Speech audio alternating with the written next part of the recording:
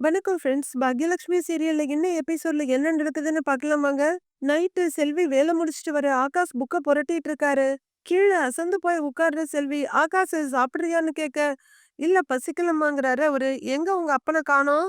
செல்வி கேட்க, "தெரியலம்மா, இன்னும் வரல." அப்படின்னு ஆகாஷ் சொல்ல, "அந்த ஆள் இன்னும் வரலையா?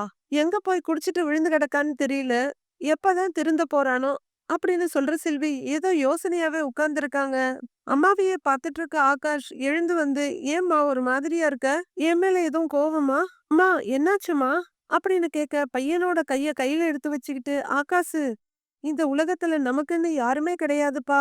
நாம தான் நம்மள பார்த்துக்கிடணும். கொஞ்சம் புத்திசாலித்தனமா இருக்கணும். அதெல்லாம் இருந்தா தான் இந்த உலகத்துல நாம பொழைக்க முடியும்." அப்படின்னு செல்வி சொல்ல, "ஏம்மா நீ என்ன பேசுறன்னு எனக்கு எதுவுமே புரியலையே." அப்படின்னு ஆகாஷ் கேட்க, "நான் உன்கிட்ட நிறைய சொன்னேன். ஆனா நீ எதுவுமே கேட்கல. இப்பவாவது நான் சொல்றத கேளுன்னு." செல்வி சொல்ல, "என்னம்மாங்கிறாரு ஆகாஷ். "இனிமே நீ இனியா பாப்பா கிட்ட பேசக்கூடாது. பேசவோ பழகவோ முயற்சி கூட பண்ணக்கூடாது. இனியா பாப்பா நம்பர் ஏதாவது வச்சிருந்தா கூட அழிச்சிடு." அப்படின்னு செல்வி சொல்ல, "ஏம்மா இப்படி சம்பந்தமே இல்லாம பேசுற?" அப்படின்னு ஆகாஷ் கேட்க, "சம்பந்தத்தோட தான்ப்பா நான் எல்லாம் பேசுறேன். இனியாவோட பழகுனத கூட நீ மறந்துருப்பா." அப்படின்னு செல்வி சொல்ல, "அம்மா நான் இனியா கிட்ட பேசுறது கூட இல்லம்மா. பாக்யா ஆன்ட்டிக்கு சத்தியம் பண்ணி குடுத்ததுல இருந்து நான் ஒதுங்கி தான் இருக்கேன். என் கவனம் ஃபுல்லா இப்ப படிப்புல மட்டும்தாம்மா இருக்கு." அப்படின்னு ஆகாஷ் சொல்ல, "தெரியும்பா. ஆனா என்னைக்காவது ஒரு அதிசயம் நடந்துரும். இனியாவுக்கும் உனக்கும் ஒரு வாழ்க்கை நடக்கும்னு அப்படி ஒரு எண்ணம் இருந்துச்சுன்னா, அத மனசுல இருந்து மொத்தமா அழிச்சிரு. இனியாவுக்கு கல்யாணம் நிச்சயமாயிருச்சுன்னு." செல்வி சொல்ல, இத கேட்கிற ஆகாஷ் அப்படியே அதிர்ந்து போய் பார்க்கறாரு. அவங்க தகுதிக்கும் தராதரத்துக்கும் ஏத்த ரொம்பவே வசதியான இடத்துல இருந்து நிச்சயம் பண்ணிட்டாங்க. சீக்கிரமே கல்யாணம் நடக்க போகுதுன்னு செல்வி சொல்ல, ஆகாஷ் அழுறாரு. அழுகுற ஆகாஷோட கண்ண தொடச்சு விட்டு, "அழுக வந்தா அழுது தீத்துரு. ஆனா இதுக்கு மேல இனியா பாப்பா நினைப்பு உனக்கு வரவே கூடாது." அப்படின்னு செல்வி ரொம்பவே வருத்தத்தோட சொல்ல, "இனியாவுக்கு கல்யாணம்னு உங்ககிட்ட யாரும்மா சொன்னாங்கன்னு?" ஆகாஷ் அழுதுகிட்டே கேக்குறாரு. "பாக்யா அக்கா தான் சொன்னாங்க." சொல்லும்போது கூட இனியா பாப்பாவ பத்தி கவலைப்பட்டுச்சு, ரெஸ்டாரண்ட்ட பத்தி கவலைப்பட்டுச்சு, குடும்பத்த பத்தி கவலைப்பட்டுச்சு. ஆனா உன் பேர் கூட அக்கா வாயில இருந்து வரவே இல்ல. அக்காவ நாம தப்பு சொல்ல முடியாது. அக்கா இடத்துல இருந்து பார்த்தா பாக்யா அக்கா யோசிக்கிறதும் சரிதான். நம்பனால யோசிச்சு கூட பார்க்க முடியாத விஷயத்துக்கு நீ ஆசைப்பட்டது தப்புதான். நான் என்னதான் வருஷக்கணக்குல அந்த வீட்ல வேலை செஞ்சாலும் நான் அந்த வீட்டு ஆள் ஆக முடியாது. செல்வி புள்ளைங்கள எங்க வீட்டு புள்ளைங்க மாதிரின்னு சொன்னாலும், நீ அந்த வீட்டு பிள்ளை ஆக முடியாது. பணத்திலயும், அந்தஸ்துலயும் அவங்க மேல தான், நாம கீழ தான். அத நாம மாத்தணும்னு நெனச்சா ஒரே ஒரு வழி தான் இருக்கு. படிப்பு தான். படிப்பு தான் எல்லாத்தையும் மாத்தும். படிப்பு மட்டும் தான் உன்ன கரையேத்தும். படிப்பு மட்டும் தான் உனக்கு மரியாதை வாங்கி குடுக்கும். நீ படி ஆகாஷு. எல்லாத்தையும் தூக்கி போட்டுட்டு படி. கலெக்டர் ஆகியே தீருவேன்ற வைராகியத்தோட படி. உனக்காக நான் இத்தன வருஷம் கஷ்டப்பட்டுருக்கேன். இனியும் நான் கஷ்டப்படுறேன். உசுர குடுத்தாவது நான் உன்ன படிக்க வைக்கிறேன். அவங்களுக்கு சமமா கூட பார்க்க விரும்பாத ஆளுங்க, உன்ன தல நிமிர்ந்து பார்க்குற உயரத்துக்கு நீ போகணும். அந்த ஒரு எண்ணம் மட்டும் தான் உன் மனசுல இருக்கணும். மத்த எல்லாத்தையும் நீ மறந்துரு. மத்த எல்லாரையும் நீ மறந்துரு. படி. படிப்பு மட்டும் தான் உன் வாழ்க்கைய உசத்துற ஏணிப்படியா இருக்கும்." அப்படின்னு உறுதியா சொல்ற செல்வி கண்ண தொடச்சுட்டு எழுந்துக்கிறாங்க. ஆகாஷ் ரொம்பவே உடைஞ்சு போய் அழறாரு. பாக்யா வீட்ல பாக்யாவும், இனியாவும் கட்டில்ல முழிச்சுட்டு படுத்திருக்காங்க. அவங்க மைண்ட்ல இந்த சண்டை இல்லாம, அதுக்கு அடுத்த சண்டைக்கு அடுத்த சண்டை நல்ல நாள் தான். உங்களுக்கு எல்லாருக்கும் ஓகேன்னா, அன்னைக்கே கல்யாணத்த வச்சுக்கலாம். அப்படின்னு சுதாகர் சொன்னத 2 பேரும் நினைச்சு பார்த்துட்டு இருக்காங்க. "உன்னோட லைஃப் ஸ்டைல அந்த ஆகாஷால குடுக்க முடியுமா?" அப்படின்னு கோபி கேட்டதையும், "எப்படி இவ ஆசைப்பட்ட லைஃப் ஸ்டைல் அவனால குடுக்க முடியும்னு நினைக்கிறீங்க?" அப்படின்னு செழியன் கேட்கறது, "நீ நெறைய படிச்சவ, அறிவாளி. உனக்கு எது நல்லதுன்னு நீயே யோசிச்சு முடிவு பண்ணிக்க." அப்படின்னு கோபி சொன்னதையும் யோசிச்சுட்டே படுத்திருக்காங்க இனியா. மெதுவா அவங்க அம்மாவோட கைய பிடிக்க, "தூங்கலையா இனியான்னு?" பாக்யா கேக்குறாங்க. எழுந்து உட்கார்ற இனியா, "தூக்கம் வரலம்மா." அப்படின்னு சொல்ல எழுந்து உட்கார்ற பாக்யா லைட்ட போடுறாங்க. இனியா அப்படியே உட்கார்ந்திருக்க. "என்னாச்சு இனியான்னு?" பாக்யா கேட்க, "டாடியும் அண்ணனும் பிரெயின் வாஷ் பண்ற மாரியே பேசுறாங்கம்மா. என்ன ரொம்ப குழப்புறாங்க." அப்படின்னு இனியா சொல்ல, "நீ ஒண்ணும் சின்ன குழந்தை இல்ல இனியா. அவங்க என்னதான் உன்னை குழப்ப பார்த்தாலும் நீ தெளிவா இரு." அப்படின்னு பாக்யா சொல்ல, "ஆகாஷ் மேல எனக்கு வந்தது இன்ஃபாக்சுவேஷன்னு சொல்றாங்க. ஆனா அது உண்மை இல்லம்மா. அப்படி பார்த்தா என்னோட சின்ன வயசா இருக்கும்போது தானே ஜெனி அக்காவும் செழி அண்ணனும் விரும்புனாங்க. அவங்க கல்யாணம் வரைக்கும் போகலையா? ஆகாஷ் கலெக்டர் ஆக மாட்டான்னு சொல்றாங்க. அவன் அப்படி கலெக்டர் ஆனாலும் நான் ஆசைப்படுற லைஃப் ஸ்டைல் அவனால கொடுக்க முடியாதுன்னு சொல்றாங்க. இது 2மே உண்மை இல்லம்மா. ஆகாஷ் கலெக்டர் ஆவான். நான் ஆசைப்படுற லைஃப் ஸ்டைல நானே கிரியேட் பண்ணுவேம்மா." ஆனா இதெல்லாம் டாடி கிட்ட என்னால சொல்ல முடியல. அவர்கிட்ட சொன்னா மறுபடியும் அவருக்கு உடம்பு சரியில்லாம போயிடுமோன்னு எனக்கு பயமா இருக்கு. டாடிய பார்க்கவே பாவமா இருக்குமா. நீ ஏன் எதுவுமே சொல்ல மாட்டேங்கிற? அப்படின்னு இனியா கேட்க, நான் என்ன சொல்லணும்னு நீ நினைக்கிற? அப்படின்னு பாக்யா கேட்க, ஆகாஷ் பாவம் தானேம்மா? அப்படின்னு இனியா கேட்க, பாவம் தாங்கிறாங்க பாக்யா. அவனுக்கு கோப் கொடுத்துட்டு நான் இப்படி ஒரு முடிவு வேற முடிவு எடுக்க கூடாதுல்ல? அப்படின்னு இனியா கேட்க, எடுக்க கூடாதுதான். அப்படின்னு பாக்யா சொல்ல, அப்ப நான் இந்த கல்யாணத்துக்கு ஒத்துக்க கூடாதுல்ல? அப்படின்னு இனியா கேட்க, ஒத்துக்க கூடாதுதான். நான் உன்னைய ஒத்துக்க சொல்லவே இல்லையே இனியா? அப்படின்னு பாக்யா சொல்ல, டாடிக்கு உடம்பு சரியில்லம்மா. அவரு சொல்றதுக்கு நோ சொல்லணும்னு நினைச்சாலே நெஞ்சு வலிக்குதுன்னு சொல்றாரு. அப்படின்னு இனியா சொல்ல, நக்கலா ஒரு பார்வை பாக்குற பாக்யா, இதோ பாரு இனியா, உங்க அப்பாவோட நெஞ்சு வலி கதைய நான் கொஞ்ச நாளா பாத்துக்கிட்டு தான் இருக்கேன். அதையெல்லாம் நீ பெருசா எடுத்துக்க வேண்டிய அவசியமே இல்ல. அப்படின்னு பாக்யா சொல்ல, என்னால அப்படி டக்குன்னு முடிவெடுக்க முடியலம்மா. டாடிய யோசிச்சாலே எனக்கு பயமா இருக்கு. ஆகாஷ யோசிச்சா பாவமா இருக்கு. எனக்கு என்ன பண்றதுன்னே தெரியலம்மா. அப்படின்னு இனியா சொல்ல, நீ உங்க அப்பாவ பத்தியும் யோசிக்க வேண்டாம். ஆகாஷ பத்தியும் யோசிக்க வேண்டாம். உன்ன பத்தி மட்டும் யோசி. உனக்கு உன் வாழ்க்கையில என்ன பண்ணணும்னு நினைக்கிறியோ அத பண்ணு. அத பத்தி மட்டும் யோசி. சொல்லு. உனக்கு என்ன பண்ணணும்னு இருக்குன்னு பாக்யா கேட்க, எனக்கும் நீ சொல்ற மாதிரி படிக்கணும்னு தாம்மா இருக்கு. அப்படின்னு இனியா சொல்ல, அப்போ படி.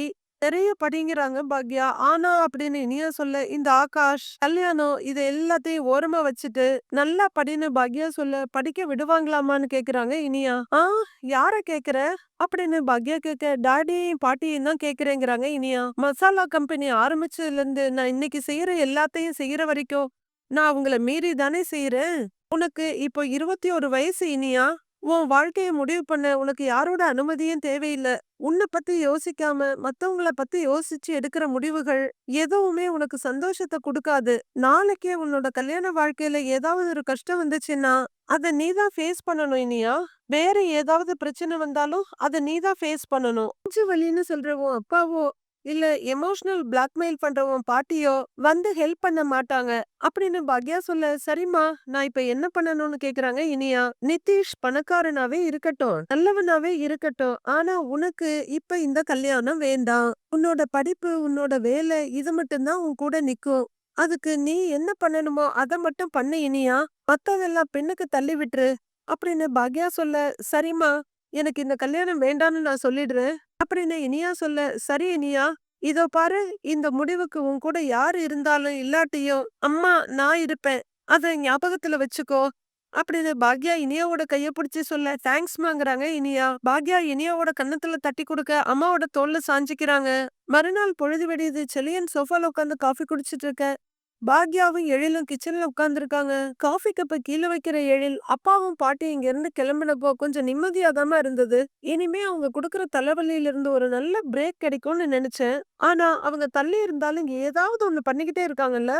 அப்படின்னு எழில் கேட்க, நாம கூட சமாளிச்சிடலாம். இனியா சின்ன பொண்ணு, அவளால இதெல்லாம் ஹேண்டில் பண்ண முடியல. அதான் புலம்புறா. அப்படின்னு பாக்யா சொல்ல, அம்மா நான் வேணா அப்பாவையும் பாட்டியையும் பார்த்து பேசவா? அப்படின்னு எழில் கேட்க, அப்புறம் அவங்க இனியா விஷயத்த விட்டுட்டு உன் விஷயத்த பேச ஆரம்பிச்சிருவாங்க. குழந்தை பெத்துக்கோன்னு சொல்லி உன்னையும் ஒரு பொசிஷன்ல போடுவாங்க. பரவாயில்லையா? இதெல்லாம் தேவையாடா உனக்கு? விடு, இந்த விஷயத்த நான் பாத்துக்கிறேன்னு பாக்யா சொல்ல அமைதியாயிடுறாரு எழில். என் பசங்க கல்யாணம் நடக்கிறதுக்காக நான் 2 தடவை கஷ்டப்பட்டுட்டேன். இப்ப என் பொண்ணு கல்யாணம் நடக்க கூடாதுங்கிறதுக்காக ஒரு தடவை கஷ்டப்படுறேன். பாத்துக்கலாம் அப்படின்னு பாக்யா காஃபி எடுத்து குடிக்க, அம்மா நீ உண்மையிலேயே ரொம்ப பாவமா? அப்படின்னு எழில் சொல்ல, தெரியுமா? வெளி உலகத்துல இருக்கவங்கள கூட நம்ம சமாளிச்சிடலாம். ஆனா வீட்ல இருக்கவங்கள சமாளிக்கிறது இருக்கு பாரு. ரொம்ப ரொம்ப கஷ்டம்டா. அப்படின்னு பாக்யா சொல்லிட்டு இருக்க, இனியா மேல இருந்து இறங்கி வர்றாங்க. செடின்னு ஒரு பார்வை பார்த்துட்டு கிச்சனுக்கு வந்து குட் மார்னிங்னு, குட் மார்னிங்மா அப்படின்னு ஒரு சேர் எடுக்க உட்காரு இனியாங்கிறாங்க பாக்யா. அப்புறம் மேடம் இன்னைக்கு என்ன நியூஸ் கவர் பண்ண போறீங்கன்னு எழில் கேட்க, தெரியலன்னு எதுவும் மெசேஜ் வரல. அப்படின்னு இனியா சொல்ல, ஓகேன்னு சிரிக்கிறாரு எழில். இந்தான்னு காஃபி குடுக்குறாங்க பாக்யா. தேங்க்ஸ்மான்னு வாங்கிட்டு யோசனையா உட்கார்ந்திருக்க இனியாவை பார்த்து, இனியா குட்டி உன் விஷயத்த அம்மா பாத்துக்கிறேன்னு சொன்னேன்ல. அதுக்கப்புறம் நீ அதை யோசிக்கவே கூடாது. முக்கியமா நம்ம ஃபேஸ் பண்ற விஷயங்கள் நம்ம விஷயத்த அஃபெக்ட் பண்ணவே கூடாது. எப்பவும் போல ஜாலியா வேலைக்கு போகணும். புரியுதான்னு பாக்யா கேட்க, சரி சரின்னு தலையாட்டுறாங்க இனியா. புரியுதுமான்னு இனியா சொல்லிட்டு இருக்க, வெளியே சிலியனோட மொபைல் ரிங் ஆகுது. ஃபோன் எடுத்து காதுல வச்சு, ஹலோ சொல்லுங்க பாட்டி. ஐயையோ எப்போ? எந்த ஹாஸ்பிட்டல்? நீங்க இப்ப எங்க இருக்கீங்க? சரி பாட்டி, சரி பாட்டி நான் உடனே வர்றேன்னு செழியன் பதட்டமா பேசிட்டு இருக்க. கிச்சன்ல இருந்து 3 பேரும் வெளிய வர்றாங்க. "ஒரு 10 நிமிஷத்துல வர்றேன்" அப்படின்னு செழியன் ஃபோன வைக்க, "பாட்டிக்கு என்னாச்சு செழியாங்கறாங்க பாக்யா." "பாட்டிக்கு எதுவும் இல்லம்மா, நல்லா தான் இருக்காங்க. அப்பாவுக்கு தாம்மா உடம்பு சரியில்ல" அப்படின்னு செழியன் சொல்ல, "டாடிக்கு என்னாச்சுன்னு?" அப்படின்னு இனியா பதட்டமா கேட்க, "ஏதோ மூச்சு திணறலா இருக்குன்னு பாட்டி சொல்றாங்க" அப்படின்னு செழியன் சொல்ல, "ஐயையோ!" அப்படின்னு இனியா பதற, பாக்யா கொஞ்சம் அதிர்ச்சியோட பாக்குறாங்க. "இதோ பாரு, அப்பா உன்ன பாக்கணுங்கிறாராம், வா" அப்படின்னு செழியன் சொல்ல, "சரின்னு, அம்மா நான் போயிட்டு வந்துடுறேன்" அப்படின்னு இனியா சொல்ல, "நீ கண்டிப்பா போயே ஆகணுமா இனியா?"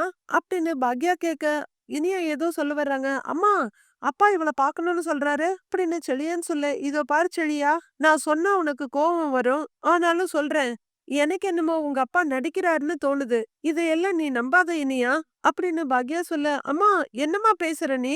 அப்படின்னு செழியன் கேட்க, "உங்க அப்பா அவரு நெனைச்சத சாதிக்கணும்னு நெனைக்கிறாரு. அதுக்காக எந்த எல்லைக்கு வேணும்னாலும் போவாரு. கண்டிப்பா இனியாவ கல்யாணத்துக்கு சம்மதிக்க வைக்கிறதுக்காக தான் இப்படி ஒரு பொய்ய சொல்றாரு" அப்படின்னு பாக்யா சொல்ல, இனியா யோசனையா பாக்குறாங்க. "இதோ பாரும்மா, கொஞ்சம் கூட மனசாட்சியே இல்லாம பேசாத. அவர ஹாஸ்பிடல்ல சேர்த்திருக்காங்கன்னு சொல்றேன். அங்கேருந்து பாட்டி அழுதுகிட்டே ஃபோன் பண்றாங்க. நீ என்னடான்னா அப்பா பொய் சொல்றாருன்னு சொல்லிட்டு இருக்க" அப்படின்னு செழியன் பரபரப்பா சொல்ல, "அவர பத்தி எனக்கு நல்லாவே தெரியும் செழியா. நீ இவ்ளோ பதட்டப்படுறல்ல, அந்த அளவுக்கு அங்க ஒண்ணுமே நடந்திருக்காது" அப்படின்னு பாக்யா சொல்ல, "உனக்கு அவரு மேல கொஞ்சம் கூட பாசமோ, அக்கறையோ இல்லாம இருக்கலாம். அதனால நீ இப்படிதான் பேசுவ. ஆனா என்னால அப்படிலாம் இருக்க முடியாதும்மா. நான் அவர பாக்க போவேன். இனியா, உனக்கு அப்பா மேல பாசம் இருந்தா நீ என் கூட வா" அப்படிங்கிற செழியன் பரபரப்பா வெளிய போக, டேய்ன்னு கூப்பிடுற எழில், "என்னம்மா இவங்கிறாரு?" "அம்மா நானும் போய் பார்த்துட்டு வந்துடுறேம்மா" அப்படின்னு இனியா போக, "ஏய் இனியான்னு" பாக்யாவும், "இனியா" அப்படின்னு எழிலும் கூப்பிடுறாங்க. "அண்ணே நானும் வரேனே" அப்படின்னு வெளிய வர்றாங்க இனியா. "போக வேணாம்னு சொன்னா கேட்க மாட்டேங்கிற. அவர பார்த்தோமா வந்தோமான்னு மட்டும் இரு. அவரு ஏதாவது பேசினா காது குடுத்து கேட்காத" அப்படின்னு எழில் சொல்ல, இனியா பார்த்துட்டு நிக்கிறாங்க. "ஏய், நீ இப்ப வரப்போறியா இல்லையா? வா" அப்படின்னு செழியன் சொல்ல, இனியா பின்னாடியே போறாங்க. "இவன் என்னடா இப்படி பேசுறான்?" அப்படின்னு பாக்யா கேட்க, எமோஷனலா பிளாக்மெயில் பண்ணிய கல்யாணத்த நடத்தி வச்சிரலான்னு பாக்குறாங்க. பாவம் இனியாங்கிறாரு எழில். ஹாஸ்பிட்டல்ல கோபி மூச்சு விட முடியாம திணறிட்டு இருக்க, கால்மாட்ல உட்காந்து ஈஸ்வரி அழுதுட்டு இருக்காங்க. சைடுல உட்கார்ந்திருக்க செந்தில் இவரையும் சமாதானப்படுத்திட்டு, "அழாதீங்கம்மா, அதான் கோபிக்கு ஒண்ணும் இல்லைன்னு டாக்டர் சொல்லிட்டாங்கல்ல" அப்படின்னு செந்தில் சொல்ல, "என் புள்ளைய நான் பறி கொடுத்துருவேனோன்னு எனக்கு ரொம்ப பயமா இருக்குப்பா" அப்படின்னு ஈஸ்வரி அழுதுகிட்டே சொல்ல, "அம்மா ஒண்ணும் இல்லைன்னு கோபி சொல்லிட்டு இருக்க டாடி" அப்படின்னு கூப்பிட்டு இனியாவும் செழியனும் உள்ளர ஓடி வர்றாங்க. "டாடி என்னாச்சு உங்களுக்கு டாடி?" அப்படின்னு இனியாவும், "அப்பா" அப்படின்னு செழியனும் பதட்டமா கூப்பிடுறாங்க. "ஒண்ணும் இல்லடா செல்லம், லைட்டா மூச்சு வாங்குச்சு, நெஞ்சு வலிச்சுச்சுன்னு டாக்டர் சொல்ல" "பாட்டி, டாக்டர் வந்தாரா? என்ன சொன்னாரு?" அப்படின்னு செழியன் கேட்க, "பைபாஸ் சர்ஜரி பண்ணுன உடம்பு, எதுக்கு இவ்ளோ டென்ஷன குடுக்குறீங்கன்னு திட்டுறாரு. வீட்ல நடக்கிற கதையெல்லாம் நான் எப்படிப்பா அவர்கிட்ட சொல்லுவேன்?" அப்படின்னு ஈஸ்வரி அழ, "அப்பா என்னப்பா, ஏன்பா இப்படி இருக்கீங்க?"